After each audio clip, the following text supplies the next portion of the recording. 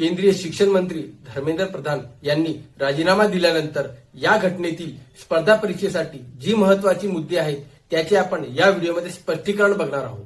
एक, शिक्षण मंत्र्याचे कार्य काय आहे, देशातील शालेय आणि उच्च शिक्षणासंदर्भात धोरणे तयार करणे, नवीन शैक्षणिक धोरण राबवणे आणि शिक्षणाचा दर्जा सुधारणे, केंद्रीय मंत्रिमंडळातील बदल आणि अतिरिक्त कारभाराची संकल्पना काय आहे। एखाद्या मंत्र्याने राजीनामा दिला तर पंतप्रधान राष्ट्रपतीच्या मंजुरीने त्या मंत्रालयाचा अतिरिक्त कारभार दुसऱ्या मंत्र्याला देऊ शकतात।